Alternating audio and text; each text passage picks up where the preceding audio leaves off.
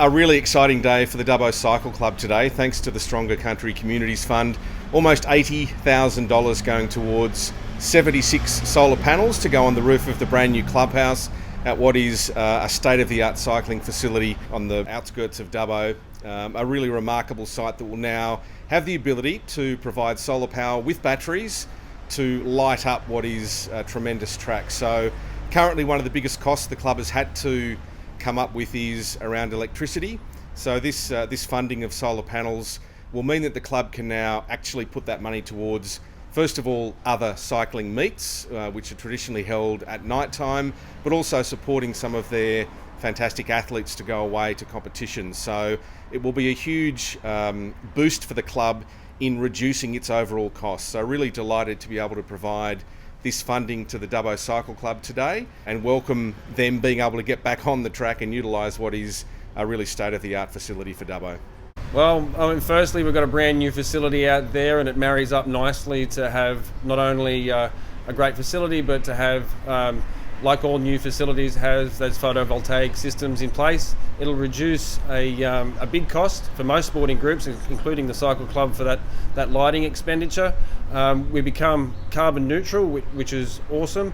Looking forward, and it also allows us to use the money that we would normally spend on lighting to put towards new events, larger events, and events that we've never held in Dubbo before, and also to invite not only people that race, people that ride, people that socially ride, and for others that wouldn't race but can come along as a family unit and can just enjoy cycling in general.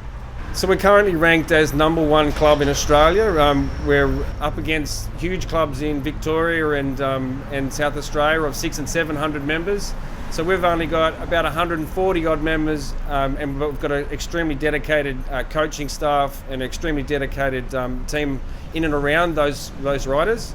And they've gone away and participated in Australian events, Australian titles and state titles, and won numerous medals that put us up on top of #1. So we've got a long history, also going back to some great bike riders like Megan Dunn and Brent Dawson, Chris Pascoe. There's plenty of riders that we've had amongst the team that have done well, going right back 130 plus years. So we've moved out to the new facility, and so we want to keep that history going and that performance going into the new facility, and this will enable us to do that. The importance is on two levels. One, it provides straight away some employment when this money is spent for a local contractor to actually go and do the work. So a couple of weeks' work, keeping people employed and keeping that within our local region. But then when we do get out of this, the club will have, hopefully, that work finished and will straight away be saving money on its power bills. People will straight away notice the fact that the track's beautifully illuminated and it's not actually costing them any money. So as soon as this work can be done, the money will be in the bank very shortly for the club. They will get cracking on getting the work actually done, and straight away, as soon as they're allowed to be back using the track, they will be, and they'll be benefiting straight away.